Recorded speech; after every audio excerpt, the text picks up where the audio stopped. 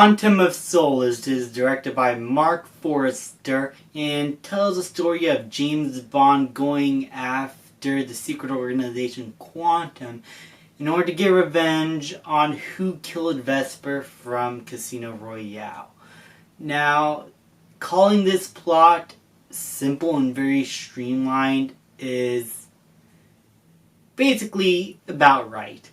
And honestly, it could have used some more complex storytelling going on here, because after Casino Royale's biggest surprise ever, being one of the best Bond films, it's a hard job to live up to that movie. And you could tell that these people were having a very difficult time during the pre-production stage on how they're going to tell the story. Apparently there was a writer's strike. The film did not have a finished script. Daniel Craig had to write some stuff himself.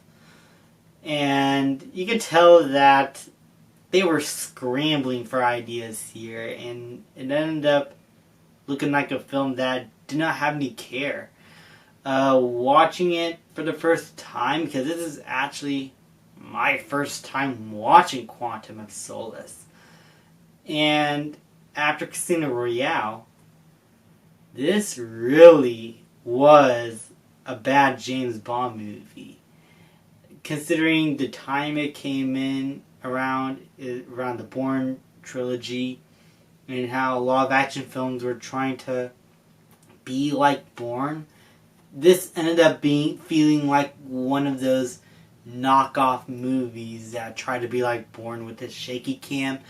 But the thing with Bourne is, the shaky cam is not really shaky cam. The shaky cam is just the camera being handheld, but you're still able to see what is going on in the action sequences, is to make the action feel grounded.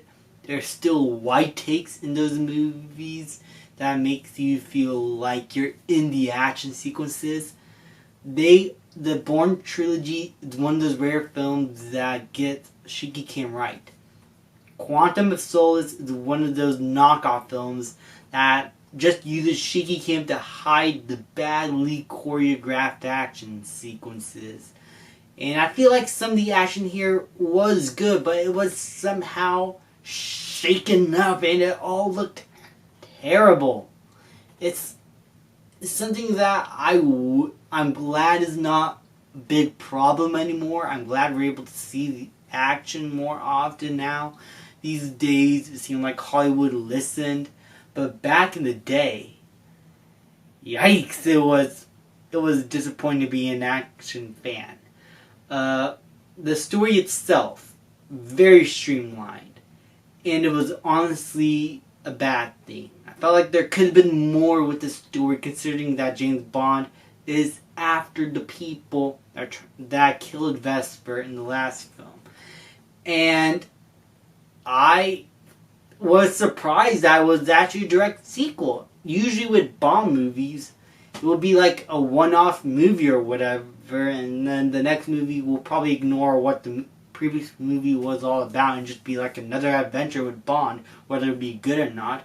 This was an actual direct sequel. Like, it is a continuing story, and the Daniel Craig era is basically one continuing story. Casino Royale is the first chapter, and No Time to Die will be the fifth and final chapter in this overarching story. And honestly, this is probably my least favorite chapter in this overarching story, because it just felt very inconsequential. Nothing much happens here that progressed the characters forward along. A lot of the new characters, including the villains, feel forgettable. The Bond girl is a Bond girl that's forgettable, honestly. There isn't much here that you grab onto, and I think that's due to the very lackluster directing that Mark Forrester gave to this project. And I felt like he was like in how do you say it? He was zoning out a bit on set. And I think it all had to do with the script being unfinished. It should have taken a little bit more time to work on it, or at least come up with another idea completely. Because this movie was just very lifeless. I'm going to give Quantum of Solace a C-. I can't give it a D anything because Daniel Craig is still great as Bond. Some shots do look good. It's not the worst movie I've ever seen, but it is one of the most disappointing Bond films. Thank you guys so much for watching. Please like, subscribe, comment, and I'll see you guys next time.